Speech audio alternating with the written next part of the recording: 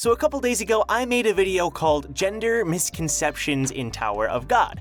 It's a super interesting topic because SIU loves to troll his readers by making them unaware of what gender certain characters affiliate themselves as, and it's always kind of up in the air. Now, in that video, I mentioned how there is a curse that does affect certain characters in the universe, and these cursed people have these certain curses affiliated with themselves that may make it actually more difficult to place where their gender is or what they identify themselves as. So today we're gonna break down what this sex curse is and who these cursed people are. If you like this kind of content talking about Tower of God lore, then make sure to subscribe because we upload every single day here on the channel.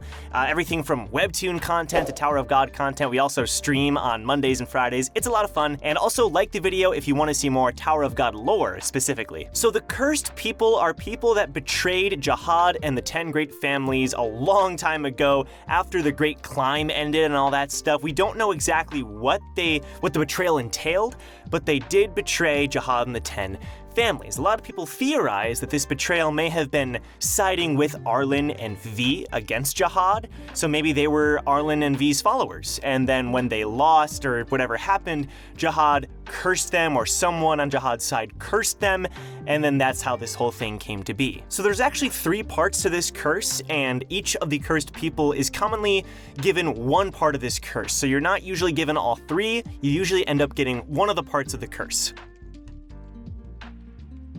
The third part of this curse, and the one that we're going to talk about first, is an increased chance of having a stillbirth, a massively increased chance, and this can be associated with Yura Ha.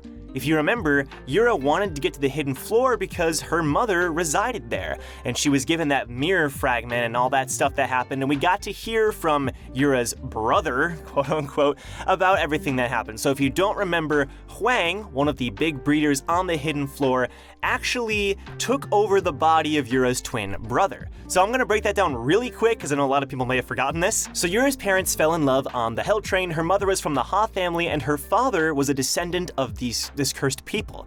And he had the same sparkles that Yura has and everything, right? And so what ended up happening was she conceived twins, and she knew that there was no chance that both of them would be able to survive because of the stillbirth curse, but the blessing of the Ha family and being a part of the Ha family, being strong and all that, she knew that one of them, the girl, Yura, right, would be able to survive. So Yura survived on the outside, but Yura's mother entered the hidden floor and then gave birth there to the son. So both children survived, but one on the hidden floor and one outside of the hidden floor, if that makes sense. So Yura went on living, but then on the hidden floor, Yura's twin brother lived. But eventually, Huang took over her brother's body and pretended to be the son, and because he wanted to be human, so he lived with Yura's mother, pretending to be her son, blah, blah, blah, blah. I actually think this is really interesting because Yura's backstory is not something I ever thought we'd receive, and we always thought of her as just this bratty pop idol, you know, who wanted to travel with Rachel, so she was bad. But it was really interesting seeing that there was actually a lot more to her character, so I really like this part. So that is the third curse that is applied to these cursed people. It's the stillbirth curse, and that, as far as we know, is only associated with Yura Ha. Now, the first curse is that certain children born to these cursed people would be born with a male and female side and lose their reproductive ability. Now, we don't know anyone who is confirmed to be associated with this curse.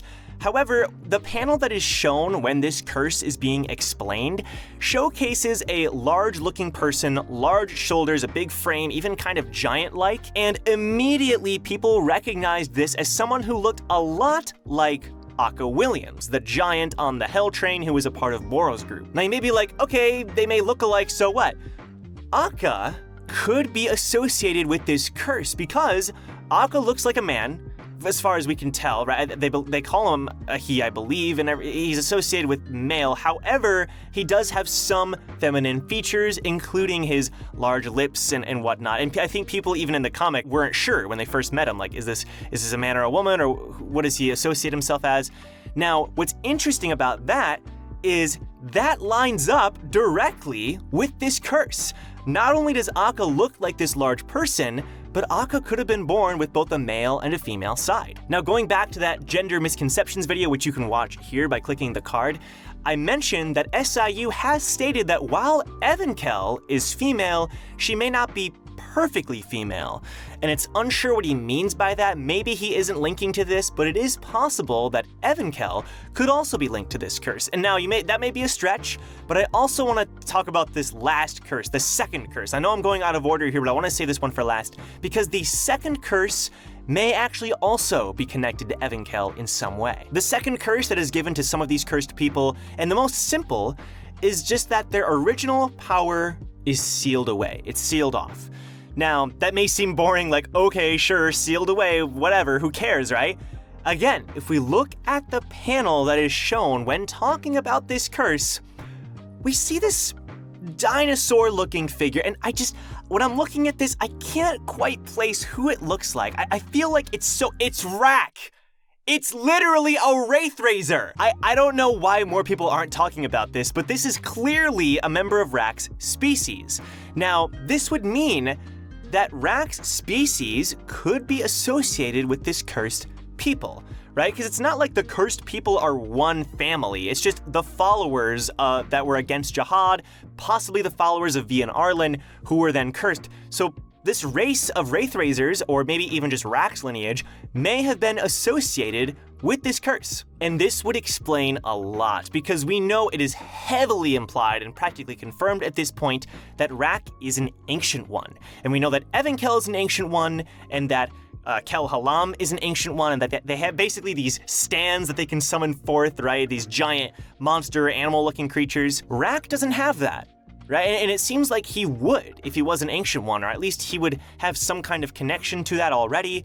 So it's possible that that power that Rak has for being an Ancient One and having that stand, quote unquote, maybe that is the power that is being sealed off, and maybe he'll be able to unlock that. Now, this is what I mean. This is also directly tied to Evenkel. If Evenkel is a part of this cursed people as well, it would explain a lot. Because Rak recognized Evenkel's flames during the last station arc and was frozen.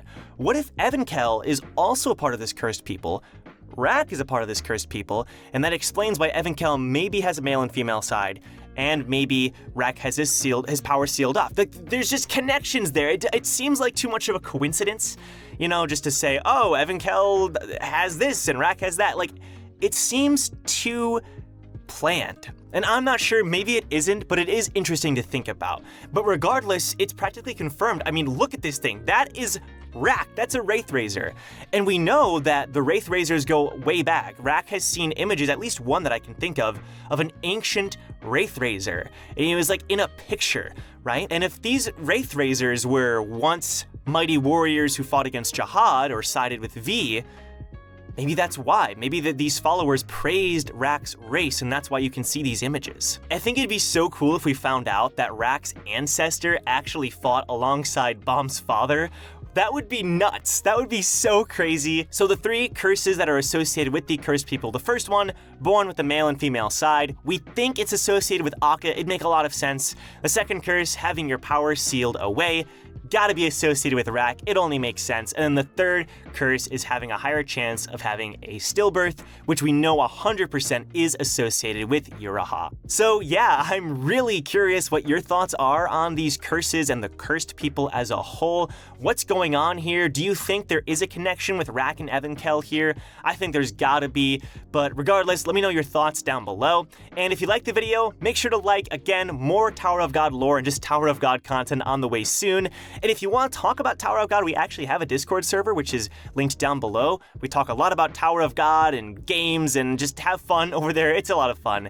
And we also have a Patreon. So if you want to support these kind of videos and you want to see more Tower of God content, then the best way to support me would be becoming a patron. And there's all kinds of cool perks on there as well. Thanks a lot for watching, guys. I'll see you in my next Tower of God lore video. Take care.